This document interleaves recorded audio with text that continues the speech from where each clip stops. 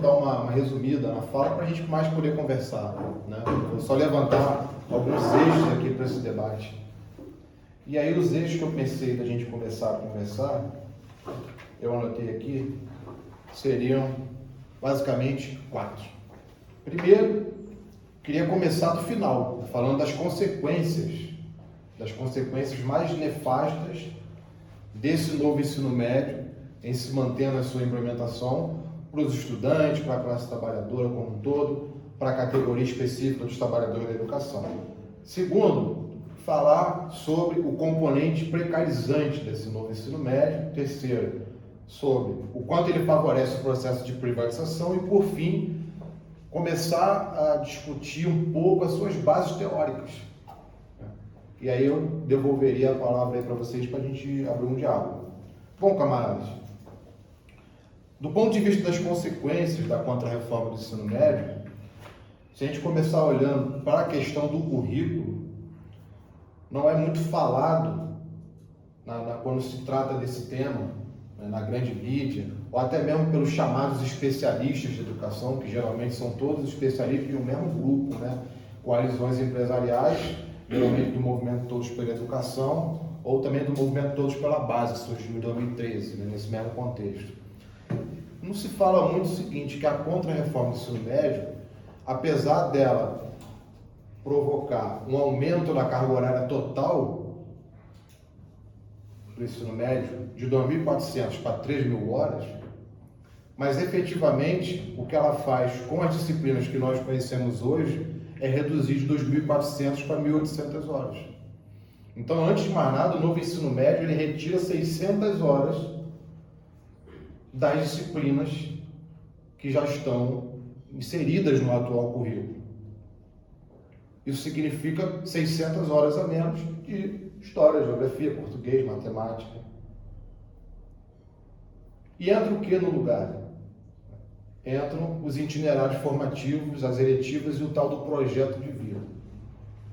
Depois a gente vai discutir um pouco o conteúdo disso, mas eu queria começar chamando a atenção que esses itinerários formativos, eles são apresentados como uma ideia de liberdade de escolha do estudante, que por fazer a disciplina que ele prefere, que ele tem mais afinidade, vai tornar o ensino médio mais atrativo.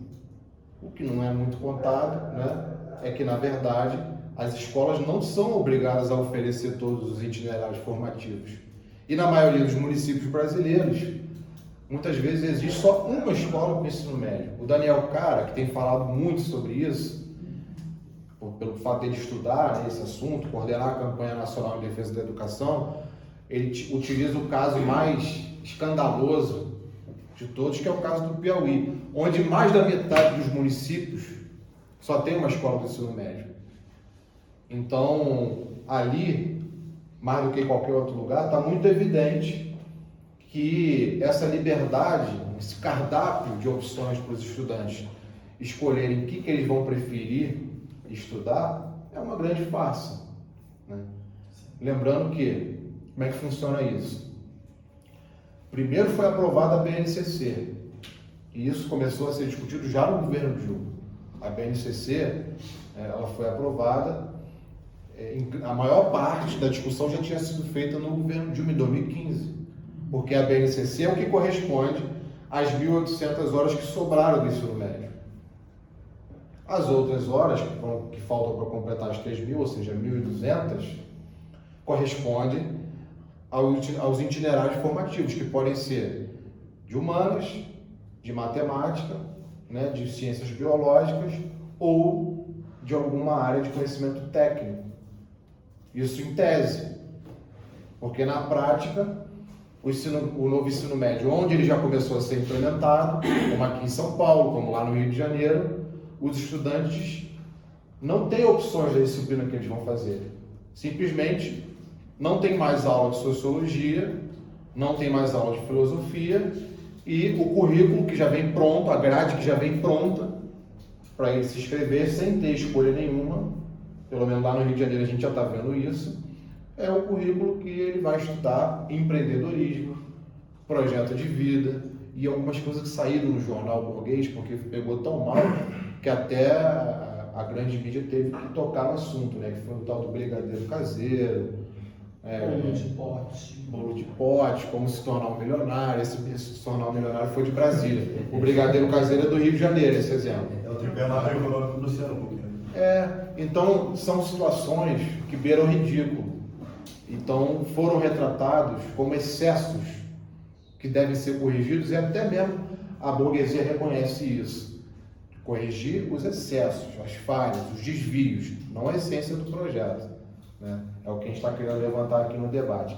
Mas o que eu queria começar dizendo para vocês é o seguinte: primeiro, é importante demarcar esse aspecto da redução real da carga horária, e segundo, dizer que se você promete 4 itinerários formativos na teoria e na prática eles não existem, a escola só vai ofertar o que o número de professores, o número de sala de aulas comporta, ou seja, a escola vai ter 2 itinerários só, significa que, na verdade, o novo ensino médio não está ampliando as possibilidades do estudante, está reduzindo, porque ele, além de perder as 600 horas que ele tinha, né, essas 1.200 horas que entram no lugar, tem um conteúdo e uma qualidade absolutamente questionável, né? Até que alguém consiga provar que existe, né, uma base científica para você fazer um ano de estudo sobre o brigadeiro. Até então, não ficou comprovado em uma bibliografia nesse sentido, né? Agora, com relação ao empreendedorismo, que é um aspecto estruturante do currículo do novo ensino médio, ele tem tudo a ver com essa ideia de livre escolha. E aí eu queria deixar isso num cabide para a gente retomar no final, porque é o que eu tinha combinado de falar um pouco das bases teóricas do novo ensino médio. Mas as disciplinas que têm a ver com o empreendedorismo, né, elas estão na concepção do novo ensino médio. E a ideia de escolha é a ideia de treinar o empreendedor desde cedo. Afinal de contas, o sucesso depende dele, né? E isso depende das escolhas, inclusive, que ele já vai começar a fazer com 15 anos de idade. Mesmo que só tenha 2 itinerários numa escola no interior do Piauí, ou então na Baixada Fluminense. É um caso lá do Rio de Janeiro, onde tem uma precariedade de estrutura absurda. Eu estava vendo esses dias que Belford Roxo, que já foi considerado em 2015 o município mais violento do mundo, né? Do mundo, pela ONU. Belford Roxo, no Rio de Janeiro, né? Onde que não funciona Uber. Sabe como é que é? Tu liga o celular, o aplicativo, e fica tudo em branco. O Uber não funciona. Tamanha a situação, tamanha a gravidade da situação do município. Que fica, não é longe, colado com a capital, né? Faz parte do funcionamento da capital. Tem muito trabalhador ali, sem os quais a capital não anda. Mas então, camaradas, eu quero avançar para o segundo ponto, que tem a ver com os elementos dessa contra-reforma do ensino médio, que dizem respeito a um processo intensificado de precarização. Diante do que a gente já observa hoje, você tem a emergência dessas coisas que, na falta de um nome melhor para chamar, porque é difícil chamar isso de disciplina, eu vou chamar aqui de anticonteúdos, né? Porque o que seriam, né, esses temas que aparecem? Né? Além do projeto de vida, do brigadeiro caseiro, de como se tornar um milionário, que são os casos que beiram a piada, a anedota, né? A gente sabe que tem muita coisa que tem às vezes até o nome mais bonitinho, né, mas que é igualmente vazio em termos de conteúdo. Eu estava tentando lembrar que o outro que saiu no jornal também chamava-se O Que Rola Por Aí. Né? Esse também ficou famoso. Né? Agora você fica vendo, se na universidade, que para ser montada, para ser oferecida uma disciplina eletiva, isso pressupõe anos de estudo e pesquisa.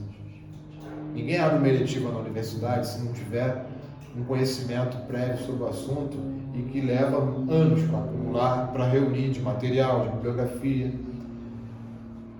E essas disciplinas surgiram agora, surgiram em 2023. O que foi discutido sobre elas ano passado? Nada. O que significa que o conteúdo delas inexiste. Quando eu falo que inexiste, não é exagero. Inexiste, porque não foi debatido nada sobre isso e elas apareceram com o estalar de dedo. Em 2023, qual é a bibliografia disso? Percebe? Essa gravidade desses anticonteúdos. E, em segundo lugar, dentro do eixo da precarização, o que está colocado aí é uma concepção de economia de mercado de trabalho que corresponde, que é coerente com esse novo ensino médio. Ou seja, os professores, né, as lideranças que estão na formulação da crítica a essa contra-reforma acertam, como é o caso do Fernando Cássio, quando falam que a contra-reforma do ensino médio ela tem tudo a ver com a contra-reforma trabalhista, com a contra-reforma da Previdência, né? E com o teto de gasto. Por quê? Porque todas essas contra-reformas neoliberais, elas caminham na direção de um modelo de país, né? No qual você tem uma economia que vai no sentido de se reprimarizar, fortalecer o setor agroexportador, quem sabe poupa mão de obra, poupa força de trabalho, né? Não inclui massas urbanas que estão à margem desse mercado formal, pelo contrário, naturaliza essa exclusão do mercado formal e tenta gourmetizá-la através do que se fala aí em termos de uberização. Os trabalhadores dos aplicativos, né, são o ideal de formação massificada desse novo ensino médio. Não é à toa que o iFood aqui em São Paulo, eu já dei lendo sobre isso, né? Sei que o iFood aqui em São Paulo já está apoiando, sem disfarçar diretamente, a elaboração do material didático do novo ensino médio aqui no Estado. Né? Veja, por que será, né? Por que será? Qual o interesse do iFood em material didático do ensino médio do Estado de São Paulo? Né? É formar um trabalhador que vai ser o entregador do iFood com um perfil muito mais adequado para essa nova demanda do capital e que tem a grande vantagem de que teve menos acesso a conteúdos e a disciplinas que possam levá-lo ao questionamento e à crítica das relações de trabalho e da exploração. Que os alunos, em grande maioria, não tiveram acesso, mas que a grande corporação lucrou igual. Então, essa subsunção do trabalho docente, ela tem a ver com a expropriação do conhecimento.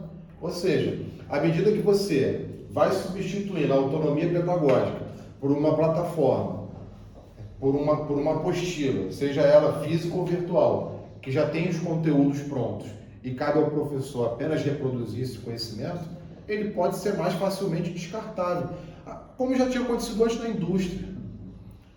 Os processos de exploração e de controle do trabalho no ambiente da educação não inovam totalmente. Na verdade, eles significam, pelo menos na minha avaliação, uma chegada tardia na educação de muitos expedientes e estratégias do capital que já tinham sido testadas na produção, no ambiente da produção.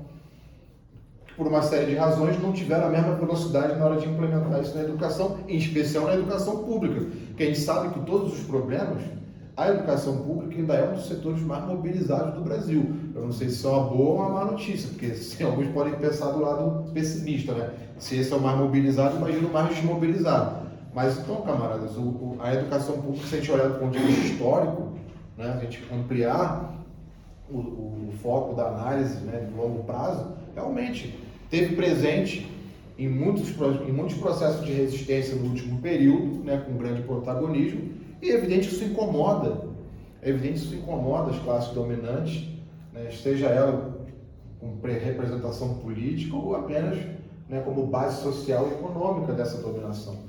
Então, quando se destrói o currículo e se cria disciplinas que qualquer pessoa pode ficar responsável por ministrar, se esvazia a função do professor. É isso que eu estou tentando dizer em outras palavras.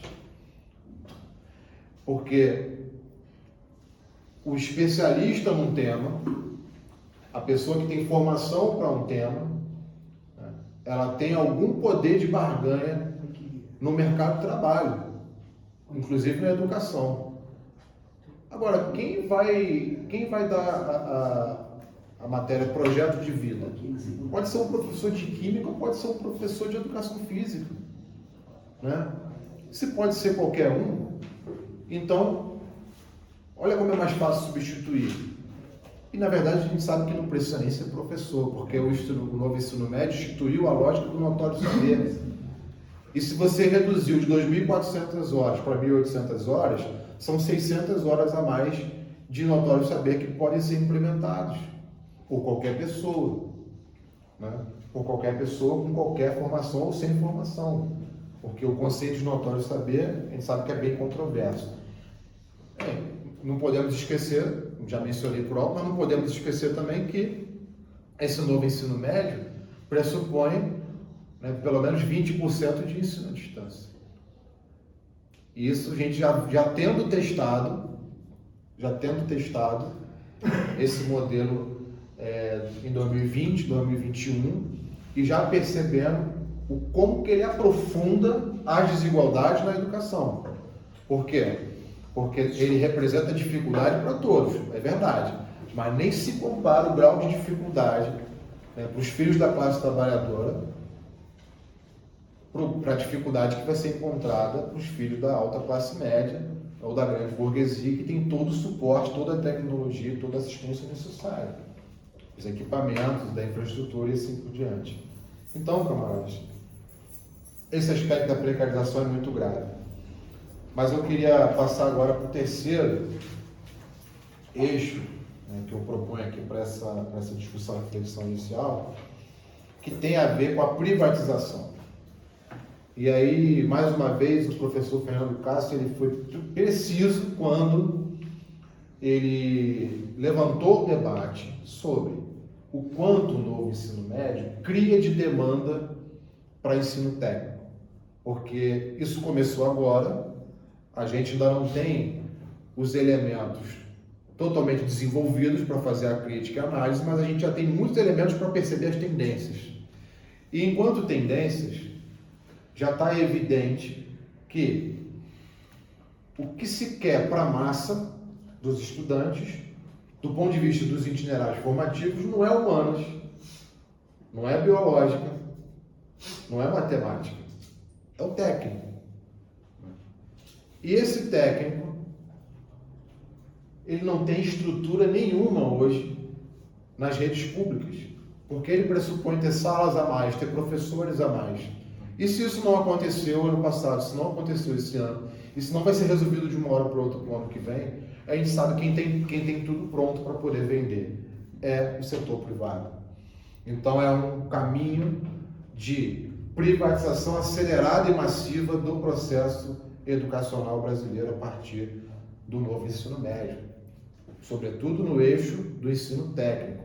E isso se combina com a perversidade da exclusão e da ampliação das desigualdades quando a escola que não vai oferecer o itinerário formativo voltado para as ciências biológicas significa que se você tem ali um estudante que quer fazer o vestibular para medicina, ele não vai poder fazer o vestibular para medicina. Percebe? Por quê? Porque na escola dele não oferta esse itinerário formativo. Paciência. Essa é a lógica do novo ensino médio, ou seja, se você tem a educação brasileira hoje um quadro de desigualdade e de injustiça, o novo ensino médio mostra que a situação pode piorar e muito já está piorando. E a suspensão da implementação está muito longe de resolver o problema. Por quê? Porque a gente sabe que o eixo dessa suspensão tem a ver com o Enem. Porque na hora que mudar o Enem, a reforma do ensino médio está consolidada. Porque a educação básica se organiza em função do vestibular. E o Enem é só um novo nome para o vestibular, vamos ser claros aqui, né, entre nós. Então, à medida que o Enem já é um Enem por área de conhecimento ou por itinerário formativo, como se gosta de dizer, aí não tem mais volta, ou a volta se torna cada vez mais difícil. Então, a gente parou a implementação do ensino médio num momento estratégico. Mas a luta para que essa vitória pontual e extremamente limitada, que foi a suspensão do calendário, se desdobre numa vitória estratégica para derrotar e revogar a contra-reforma como um todo, ela ainda é muito desafiante para a gente, para dizer o mínimo. Por quê? Porque a gente não conta com o governo como aliado nesse processo. Isso é evidente. Ou Alguém acha que o governo suspendeu a implementação para acumular forças e revogar a reforma? Não, ele suspendeu para poder esvaziar o movimento, né? Amortecer a pressão e oferecer uma nova versão do ensino médio mais palatável, mais amenizada, né?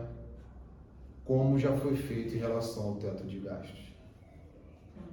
Ou seja, eu não estou falando nada que foi inventado ou deduzido de forma arbitrária do meu pensamento. É só pegar o que foi feito no teto de gasto.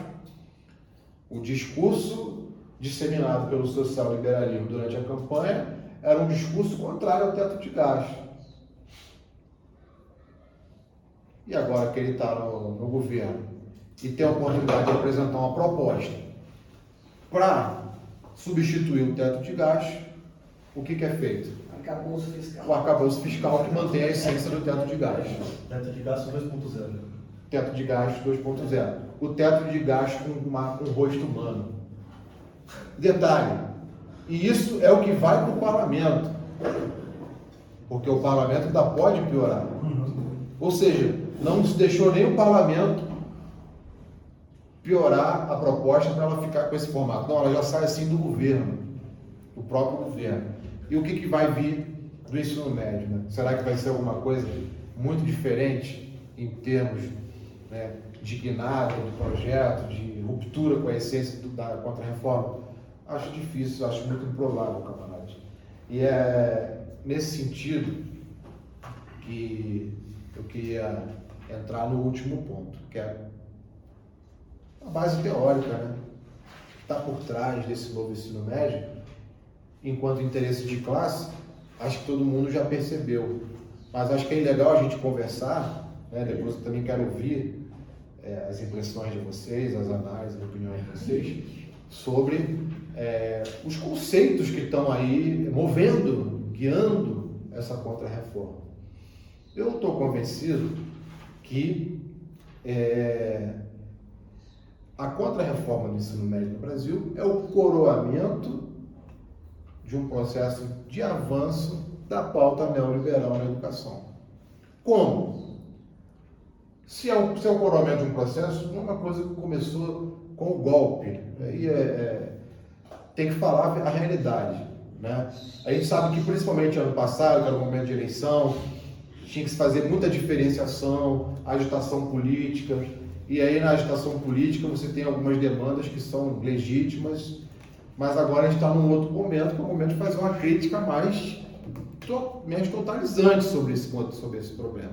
E nessa crítica, a gente tem que perceber que o avanço da pauta neoliberal na educação no Brasil é uma coisa que já começou há muito tempo. Quando o FHC estava na presidência da República, houve um grande espaço para o Banco Mundial começar a apitar nas políticas do Ministério da Educação. O que não mudou, em essência, com Haddad na condição de ministro. E aí, camaradas, eu tive a oportunidade de estudar um pouco sobre isso, né? Algumas coisas até consegui reunir aqui nesse livro. Uma das conclusões que eu vi na pesquisa foi que o aporte financeiro do Banco Mundial não diminuiu com a entrada do governo Lula.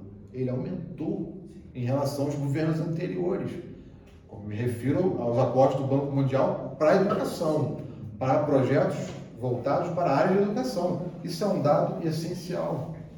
Um outro dado essencial é que, se não dá para comparar o governo Lula com nenhum outro em termos de expansão do número de vagas no ensino público, menos ainda nas matrículas de instituições privadas. Camaradas, as vagas nas instituições públicas de ensino superior dobraram com o Lula, mas no ensino privado elas triplicaram. Elas triplicaram. Ou seja, foi um aumento muito maior de vagas e de matrículas nas instituições privadas do que nas instituições públicas. Isso não é só uma questão quantitativa e estatística. Se você pegar a trajetória política do Ministério da Educação, o movimento Todos pela Educação, ele foi lançado, ele se organizou, se consolidou e cresceu não para fazer disputa e oposição ao Fernando Haddad. Pelo contrário, ele se organizou, se aglutinou e se fortaleceu com o apoio dele, por dentro do Ministério, ajudando a formular as políticas. Não é à toa que o Plano Nacional de Educação de 2014 e as leis que foram aprovadas nesse período incorporaram até o nome do movimento, chamando a Lei de Compromisso Todos pela Educação, instituindo metas para a educação brasileira. Esse foi o nível de sucesso do lobby empresarial na formulação de política educacional no Brasil nos últimos 20 anos. E uma das porta-vozes, talvez a principal, né, que sempre é convidada para falar, para dar entrevistas, a Cláudia Cosquinha. E ela foi funcionária do Banco Mundial, né, teve uma participação importantíssima nessa articulação toda empresarial, e ela, essa semana, deu uma entrevista no CBN Foco, elogiando essa interrupção, né, do processo, que diz que é importante, porque agora nós precisamos rever algumas questões, aprimorar, aperfeiçoar, mas isso não significa voltar para trás. Não, é um caminho sem volta, é um caminho para frente, não sei o quê. Exatamente. E aí, eu nem falei do governo Dilma ainda. Porque no governo Dilma, aí foi o que eu coloquei ontem no Twitter, né? Eu estava vindo para cá, pensando na atividade, eu falei, pô, não é possível. Eu estou trabalhando tanto, mas eu vou conversar com os camaradas sobre o tema da reforma do ensino médio, não escrevi nada sobre esse assunto. Aí eu lembrei que essa possibilidade de avanço do setor privado sobre as atividades voltadas para o ensino técnico no novo ensino médio, que o Fernando Castro chama a atenção, não é algo também tão novo, porque o Pronatec foi isso. O Pronatec combinou uma expansão da rede federal, que foi uma conquista, algo positivo, mas com uma destinação também monumental de verbas para o Sistema S, para uma insaciável burguesia do ensino. Atendendo à pressão de um setor que foi compor o governo Dilma, querendo isso como contrapartida. Uma das grandes exigências do PMDB, nesse apoio, né, a Dilma na reeleição, Temer como vice, tinha a ver com a política para o ensino médio técnico, abrindo espaço para o crescimento de matrículas privadas nesse setor. E essa era a lógica do Pronatec. Não só fortalecendo a rede federal, que era o que a gente defendia, mas também abrindo muito espaço para o setor privado, a semelhança do que já tinha acontecido no ensino superior, que apresentou o Reúne para as universidades públicas, cheio de problemas também o Reúne, mas não vai dar para a gente aprofundar agora, né? Mas pior do que o Reúne, tinha também o ProUni e o FIES. E o Pronatec veio coroar esse processo, trazendo isso com a mesma concepção para o ensino técnico. A Dilma se reelege e o segundo mandato dela tinha um lema. Essa aqui, eu não sei se alguém vai lembrar, mas geralmente mais as pessoas que ficam pensando sobre esse assunto por mais tempo é que vão lembrar. O lema do segundo governo Dilma era Pátria Educadora. Pátria Educadora. Essa não tem como esquecer, né? Porque, até porque eu tenho que vender meu peixe, né? Então eu tenho que lembrar disso, né? Fazer divulgar o material. Então, a Pátria Educadora foi um documento formulado, foi um documento que saiu da Secretaria Estratégica da Presidência e que foi formulado por um pedagogo, por um professor, pelo movimento sindical de educação, pelo movimento estudantil, pelo Mangabeira Unger. E nesse documento ele falava um monte de coisa elitista e preconceituosa e senso comum, como se estivesse descobrindo uma grande novidade para resolver o problema da educação brasileira, colocando a culpa do que ele chama de fracasso escolar nas famílias desestruturadas dos pobres. Olha a visão que se apresenta, né, para abrir esse segundo mandato com esse lema, né, da Pátria Educadora. E aí, camaradas, foi nesse momento que se aprovou a Base Nacional Comum Curricular, Não porque era importante padronizar os debates curriculares no Brasil. Não, é porque precisava se discutir o que era essencial para se manter de conhecimento, formação geral, que é o que hoje se chama na estrutura do novo ensino médio, formação geral. Para quê? Para abrir espaço para o restante dos itinerários, da parte diversificada, porque a lógica do novo ensino médio é essa, né? E padronizar materiais. Padronizar materiais, que tem a ver, né, com a indústria do vestibular, do material didático e assim por diante. E aí, camaradas, quando eu disse que nos anos 90 o Banco Mundial já estava procurando ampliar sua participação, não só na educação brasileira, mas em todo o chamado terceiro mundo, né? Isso tem a ver com um acúmulo de experiência que o imperialismo teve ao longo da Guerra Fria, né? Eles perceberam que só pela via da organização contra-revolucionária, do ponto de vista militar, era difícil conter o avanço dos setores anticapitalistas. Eles aprenderam muita coisa com a derrota no Vietnã, né? O Robert McNamara, que era, né, responsável pela parte de defesa dos Estados Unidos, ele mudou de área, ele foi para trabalhar na educação no Banco Mundial, né? E, até porque ele resolveu trabalhar com outro tipo de arma, né? Uma arma que procura derrotar a classe trabalhadora atirando não no seu corpo, mas no seu espírito, né? O espírito aqui não no sentido religioso, por favor, mas no sentido do pensamento, né? Da consciência. E isso deu muito certo, porque é o período do consenso de Washington, da onda neoliberal, e que ganhou muita gente de esquerda, inclusive, virou para esse lado, o que a diferença é que agora é o neoliberalismo de esquerda, né? Mas o neoliberalismo ganhou muita gente. E aí, camaradas, isso na educação, isso aparece com o conceito do capital humano.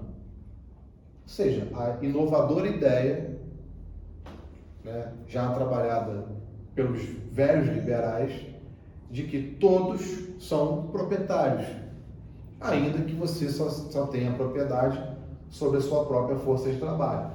Mas todos somos proprietários e nos relacionamos, enquanto sociedade, como tais. Como todos somos proprietários, todos somos capitalistas. E todos devemos investir na valorização do nosso capital. Porque o capital, ele precisa se valorizar. Se você só tem como propriedade a tua força de trabalho, como você faz para valorizar, para investir no teu capital, entre aspas, no capital humano? Estudando, né? E se você estudar, se você souber estudar da forma correta, você vai conseguir valorizar o teu capital e você vai colher isso lá na frente do teu investimento. Isso está totalmente combinado com a ideia da empregabilidade. A ideia da empregabilidade, que é um outro conceito que foi repetido a exaustão nesse período, é já naquele momento o esforço para naturalizar o desemprego. Porque quando se naturaliza o desemprego, o debate passa a ser sobre quem vai conseguir entrar no mercado de trabalho tão competitivo. Por quê? Porque já se naturalizou que não tem espaço para todos. Se não tem espaço para todos, você precisa ir para a escola para não ser aquele que vai ficar de fora. Para não ser aquele que vai ficar de fora. Ou seja, para que você tenha empregabilidade. Rompendo um outro padrão de acumulação capitalista, num período em que o socialismo tinha mais condições de ameaçar o Ocidente, quando, na lógica fordista, se trabalhava com a ideia de pleno emprego e de inclusão, por exemplo. A educação era vista como um caminho para a inclusão no mercado de trabalho, porque o mercado de trabalho tem espaço para todos, mas você precisa estudar para que você possa participar e obter o teu espaço que está lá separado te esperando, né? E aí você não precisa fazer a revolução socialista e nem participar da luta de classe. Só que agora que o capital se sente mais à vontade nos anos 90 para poder ir para uma ofensiva, né, e colher os louros de uma vitória temporária na Guerra Fria, ele pode abandonar essa visão e substituí-la pela combinação entre capital humano e empregabilidade, porque daí, né, todo mundo já aceitou que não tem emprego para todos, que isso era coisa do socialismo, mas o socialismo já deu errado, a União Soviética estava aí para mostrar. Então, como a gente não quer repetir essa experiência fracassada, o que a gente precisa de fato é fazer... E aí, tudo bom, camarada?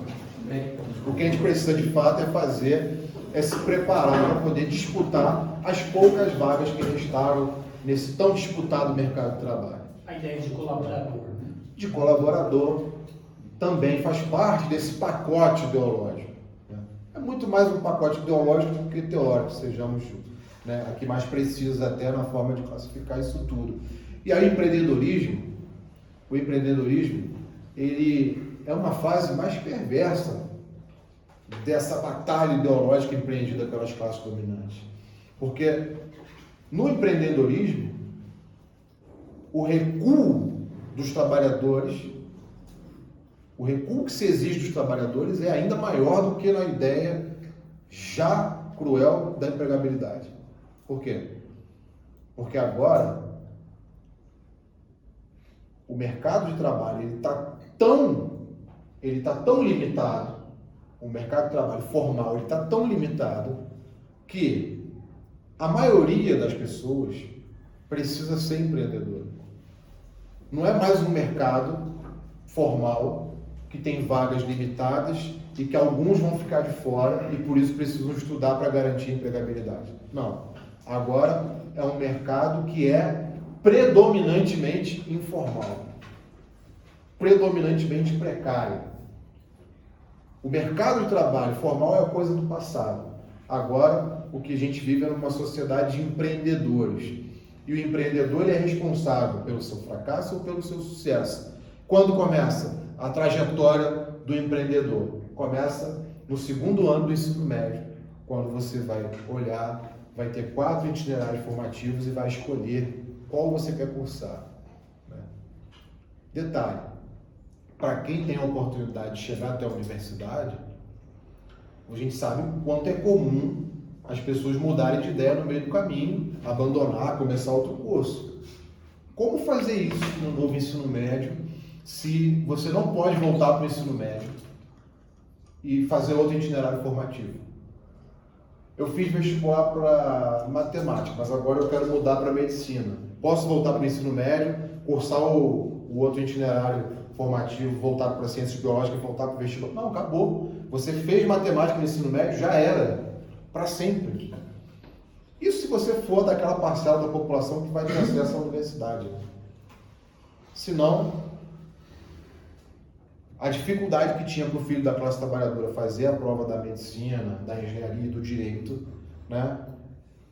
Apesar de ser difícil, mas em tese todos podiam tentar. Agora, mesmo esse em tese acabou. Por quê?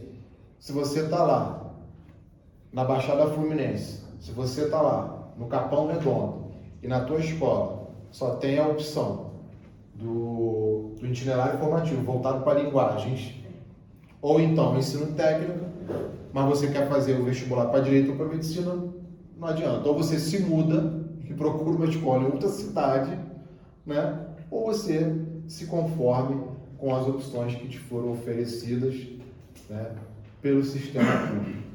Bom, camaradas, eu comecei falando que ia ser rápido para a gente conversar, não cumpriram minha promessa, mas como eu vim de muito longe, eu acredito que vocês vão me perdoar e vão agora me retribuir com várias opiniões, críticas, perguntas e comentários aí nessa conversa. Obrigado.